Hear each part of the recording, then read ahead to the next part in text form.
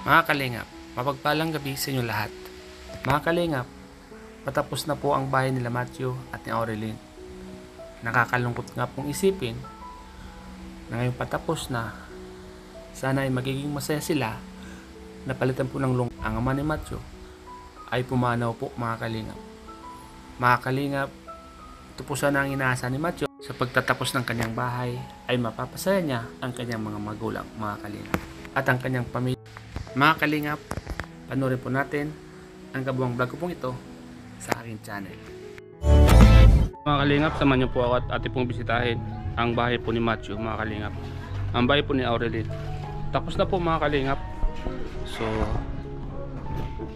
ayan si Matthew pala dito.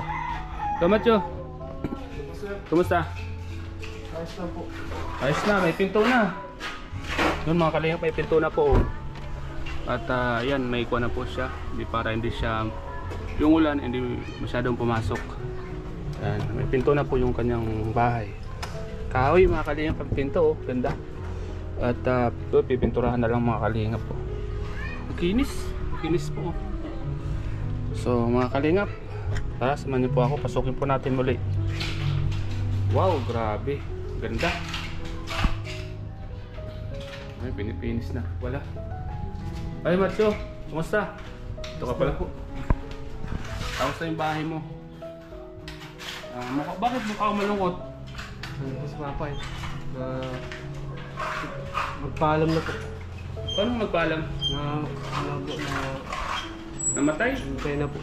Ay, grabe. Kailan ba? Yung nakaraan na po. Grabe. Pangalawang araw po. Pangalawang araw po ngayon. Imbis na magiging masaya kayo, napalitan ng lungkot. Bakit siya namatay? Ano po sa... Nabaraan na po siya ng dugo.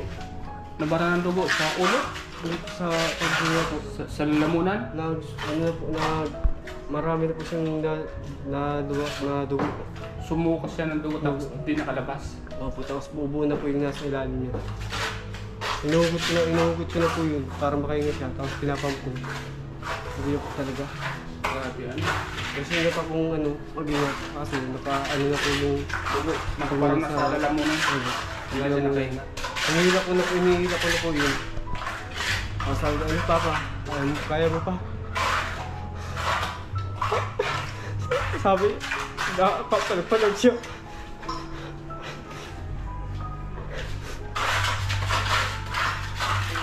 Ako? Okay, happy po. Mukhang na-nice po yung bahay ko, tsaka po ba siya? Ano po ba ano? Kahit hindi ko po yung umiyak. Papa ko po yun eh. Tunay po talaga. So, siyempre hindi may iwasan dahil ama mo yan. Opo. Inisip mo na sana yung bahay nyo at hanggang matapos makita ng papa mo. Pero ganun yung nangyari na. Masakit man Matthew pero kondolensya. Opo. At anggapin mo lang ang tatay mo na ay nasa mabuting nasa Panginoon na baga. At hindi na siya magsabak sa kanyang sakit ano. Opo. Masakit man pero kailangan natin tanggapin.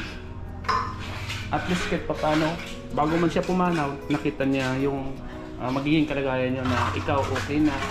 Di ba nakita pa niya to, di ba? Opo. Alam niya pa na ginagawa yung bahay mo.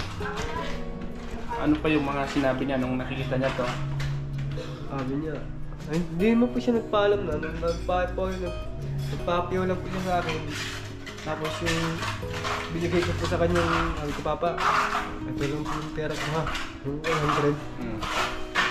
Binigay ko sa kanya. Tapos yun. Nagkaya pa siya eh. Nagkaya pa siya eh. Ay, mga kalingap. Ang buhay talaga ng tao, hindi mo masabi kung kailan ka kukunin ano.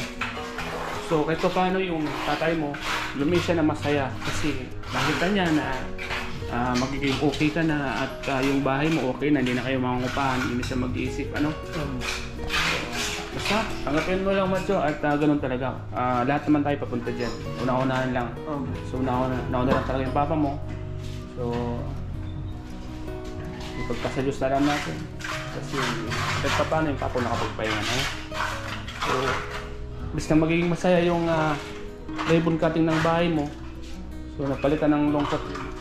So, basta may mga kanyan, may mga dahilan yan kung bakit mga nangyayari yan. Yan, hindi talaga maiwasang di ka mapayak dahil magulang mo yan. So, lilipas niya at matatanggap mo rin. Dahil yung papa mo, nakita ko rin yung sitwasyon niya, may sakitin baga. Kasi paano ay nakapagpahinga na siya. Hindi po talaga kasi yung magulang ko po, yun po yung nakakaintindi sa akin eh. Yun lang nakakaintindi. Masakit man isipin talaga na siyempre magulang, mawalang magulang. Talagang masakit sa pakiramdam. Mga kalingap, ito po si Matthew. Alam niyo naman po ang sitwasyon ng buhay nila at nakikita niyo naman yung nanay niya. Dalawa po yung inalagaan, isang PWD at isang tatay ni Matthew na matagal lang naka-iga yun, di ba? Hindi na nakakalakad. Mga ilang buwan nang din nakakalakad yun. Kung anong araw po siya yung nangina, yung kung ilang taon na rin po. Taon na rin? Oo. So, yan mga kalingap. Sila Matthew po, mga kalingap, ang kanyang pamilya ay hirap din sa buhay. So ngayon, kumusta na? Nasaan yung papa mo? Andyan sa loob? Andyan po sa loob. Mga kalingap, nasa loob po yung bangkay. Nasa loob po yung tatay niya. So, kailangan ng living sa papa mo. Hindi pa po kompleto na po yung magkakapatid. May mga inintay pa. Opo, meron pa po. So, ito, sa vlog kong ito, manawagan ka, baka malay natin may mag-abuloy, magbigay ng tulong sa ano yung mga pwede mong hingin o hingin sa kanila. Ang sa akin naman po, para sa papa ko na lang po. Para po kahit pa paano makapawi ako sa kanya. So, pag may mga nag-abuloy mamaya, dahil yapulot tulad ko, so bukas, ipapaabot ko sa iyo ano. So, yun mga kalingap, sa mga gusto pong magpaabot ng tulong or abuloy sa papa ni Matthew, ay pwede niyo po akong kontakin. Andyan po sa baba yung ating contact number sa baba po ng video. Yan. Basta Matthew, tatagan mo lang ang loob mo, ano? Saan nga pala si Aurelien? Nag-ano po, asikaso po ng papel ni Papa. Siya yung nag-aasikaso ng papel. Para po maano yung papel. Kasi hindi ko pwede sa mama matalis ay. So, may kasama ba siya? Siya lang. Kasi yung isa ko po. Silang dalawa. Silang dalawa. Tinurakuhan po kapag inabot. Kagabi po kasi inabot na naman po siya. Pero yung di ko po may lang. Di ba? Tawanan siya ng tawa, di ba? Yun, sabi ko nga, di ba, bawal siyang tumawa. Basta, yun. Mamaya silipin natin yung baba mo at pakita natin paano yung kanya, yung sitwasyon niya doon para makita ng mga viewers, ano? So, tatagal mo yung loob mo, ha? Tapos na sana yung bahay mo, ano? Paano yan? Mapapublishingan natin to pagkatapos ng papa mo mailibing. Kasi hindi mo pwedeng unahin natin to. Magiging masaya tayo dito tapos may malungkot kayo, di ba? So, pagkatapos na lang ng taong mailibing, ano? So, yan mga kalingap, ito po yung bahay nila Matthew. Tapos na po sana mga kalingap. Pinilis na po siya mga kalingap para makinis na po siya. Di ba pwede natin tapakan. Yan, tapos na po yan mga kalingap.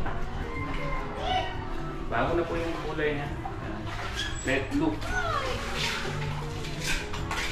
Pinilis na po siya. Mga kalingap. So, bali po ang cutting ribbon po nito ay siguro pagka-living na lang po ng ama ni Matthew mga kalingap. Kasi hindi naman tayo magpiling magsaya na may malungkot po.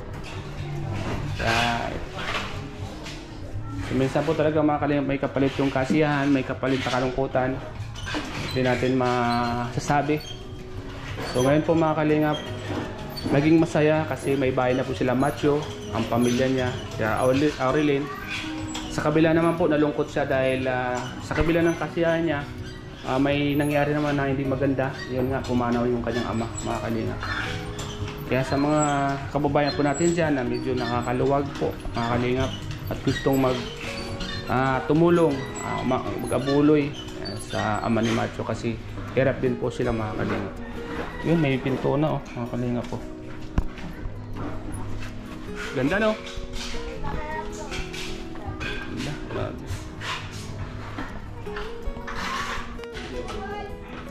Ganda mo.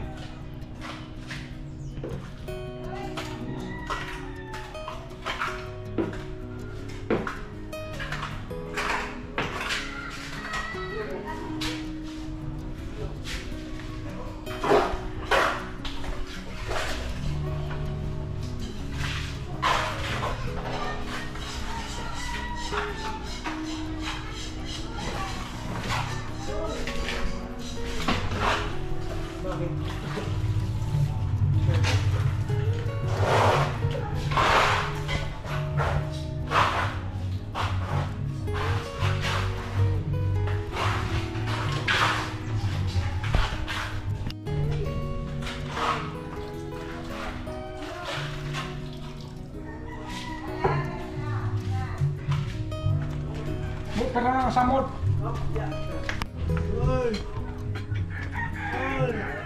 Nay. Ay po, Nay. Palis po, Nay. Palis po. Uy, gusta? Mga kalingap. Wala na. Matayo po yung asawa niyo po. Mga kalingap. At least kahit pa paano, nakapagpahinga na po siya. Nakapagpahinga rin. Nakapagpahinga na rin kayo. Kasi matagal-tagal na rin po pala, no? Oo. Wala ko lang 10 taon. Sila po mga kapatid. Yung iba pa man ko dyan, ang kapatid yun, kasi sila Okay na po bang videoan? Okay lang. Okay lang kaya lang. Ayun mga kalingap, yung tatay po ni Macho. Yan po mga kalingap.